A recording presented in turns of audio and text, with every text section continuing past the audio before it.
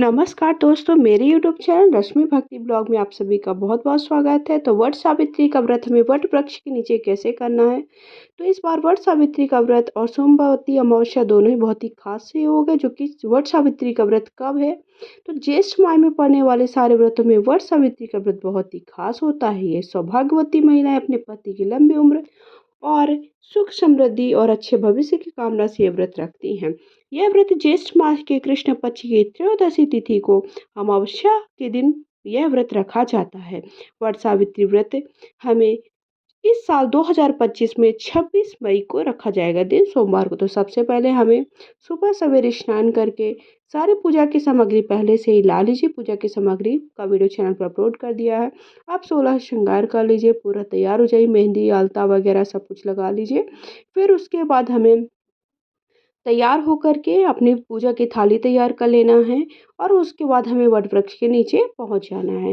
सुबह सवेरे ये इसमें पूजा की जाती है। पूजा वैसे दोपहर को 12 बजे करना बहुत ही शुभ होता है। तो ज्येष्ठ माह की जो अमावस्या तिथि है वो 26 मई को शुरू हो जाएगी, 12:11 पर तक ही है। इसका समापन अगले दिन 27 मई को 8:31 पर है। तो अर्थात हमें 26 मई को व्रत रखना है।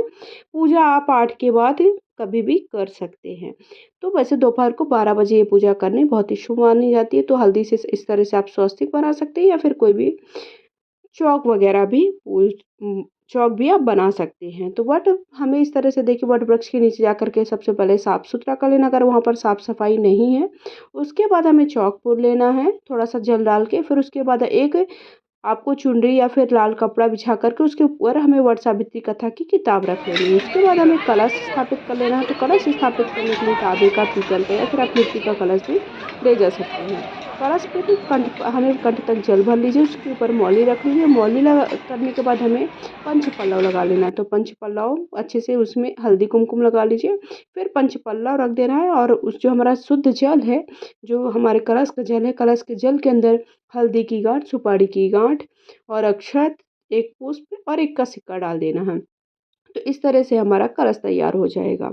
माना जाता है कि वट वृक्ष में सभी देवी देवताओं का वास होता है। इस वृक्ष की पूजा करने से अखंड सौभाग्य की प्राप्ति होती है। इससे इस दिन जल से वट वृक्ष को अवश्य सींचना चाहिए और कच्चा धागा से हमें इसमें परिक्रमा अवश्य करना चाहिए। इस दिन महिलाएं वट वृक्ष व्रत रख करके वट वृक्ष के पास जाकर धूप दीप नैवेद्य से उनकी पूजा करें, उन्हें रोले अक्षत चढ़ाएं, कलावा बांधे, हाथ जोड़कर वट वृक्ष की परिक्रमा करें, जो कि बहुत ही शुभ होता है। पति के जीवन में जो भी बाधाएं आती वो दूर होती, उनकी आयु लंबी होती है।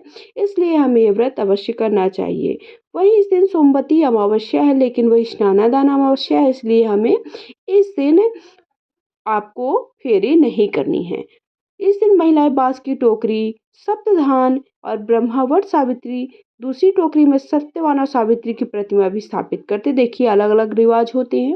ये आपके यहाँ कैसा है, कैसे आप पूजा करते हैं, वैसा देख लीजिए। कलश की स्थापना कर लिया, उसके बाद हमें इस तरह से दीपक जला लेना है। वैसे कई लोग अमावस के दिन अमावस होने के कारण क्या करते हैं कि सूत का प्रयोग करते हैं, सूत से दीपक बनाते हैं। आप वो जो होता है रुई का प्रयोग नहीं करते। तो आप देख लीजिए कि आपको कैसे करना है। इसमें हमें 108 बार परिक्रमा करना बहुत ही शुभ होता है। तो अगर आपकी सामर्थ्य है तो आप 108 या फिर 7, कम से कम 7-11 परिक्रमा अवश्य करिएगा। तो वट सावित्री के दिन 7, 11, 21, 51, 108 जितनी परिक्रमा करने की सामर्थ्य उतनी परिक्रमा करिए। सौभाग्य पिटारी अर्थात पूजा की सामग्री में सुहाग की सामग्री अवश्य रखिएगा। हमारी सावित्री मैया को और गौरा माता को सुहाग की सामग्री अवश्य चढ़ानी चाहिए। इस दिन हमें पूजा की सामग्री में देखें, सावित्री सत्यवान की मूर्ति हो तो वो रख सकते हैं, नहीं है तो आप क्या कर सकते हैं कि आप वट का जो पत्ता है उस पर भी सावित्री और सत्यवान की प्रतिमा बना सकते हैं। उसके बाद धूप दीप, घी, बांस का पंखा, लाल कलावा, सुहाग का सामान, कच्चा सूत, चना भिगोया हुआ, बरगद का फल, जल से भरा हुआ कलश आदि चीजें हमें शामिल करना होता है पूजा में। इस दिन देखिए, हमारे पूजा में सुहाग की सामग्री जरूर होना चाहिए और कच्चा सूत ये जरूर होना चाहिए और चना ये बहुत ही ज़्यादा जरूरी होता है। तो जरूर आप रख लीजिएगा पूजा में। माना जाता है वट वृक्ष के नीचे बैठकर ही सावित्री ने अपने पति सत्यवान को दोबारा जीवित कर लिया था।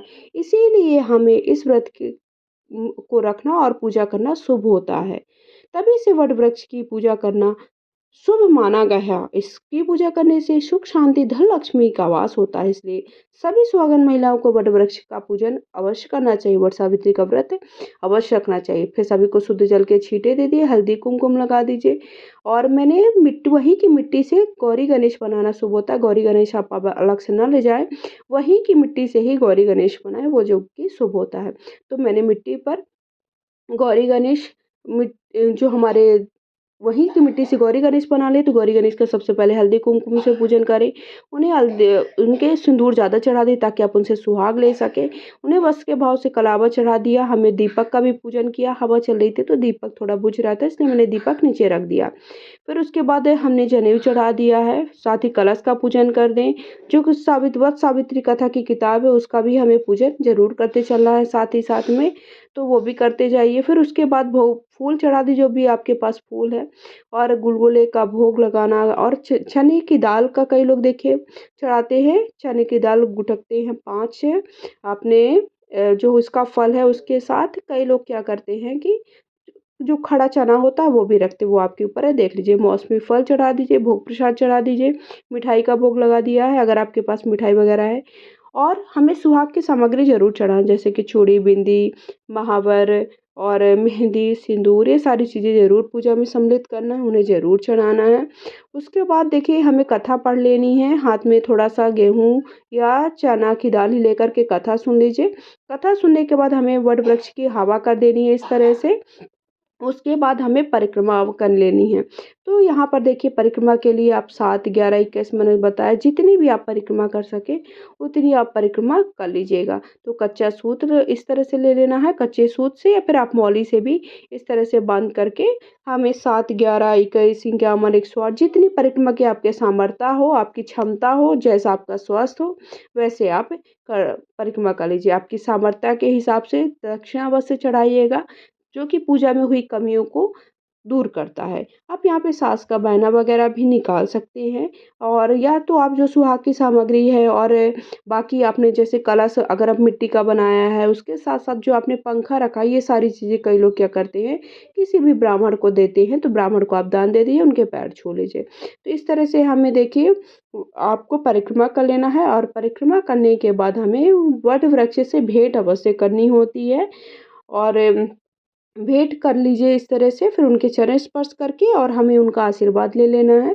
फिर हुई पूजा में भूल चूक के लिए प्रार्थना करें, अपने पति की अच्छे स्वास्थ्य और अच्छे भविष्य के लिए प्रार्थना करें।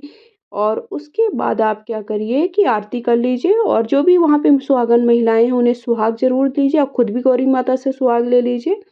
तो इस तरह से हमें वट सावित्री का पूजन करना है। तो ये पूजा हमें करनी 26 मई को करनी है। साल 2025 में 26 मई को वट सावित्री का व्रत है।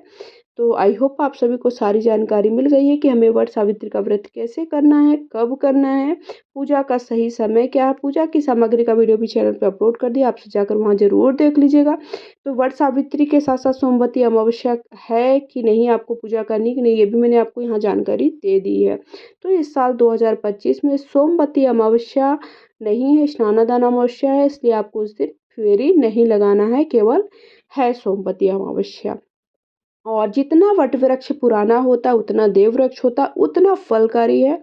अगर आप सभी को थोड़ा भी वीडियो पसंद है तो लाइक शेयर करें, चैनल को सब्सक्राइब कर लीजिए। कमेंट बॉक्स में जाकर के जय हो सावित्री सत्यवान की या हर हर महादेव अवश्य लिखिएगा। और इसी तरह मेरे चैनल से जुड़े रहिएगा।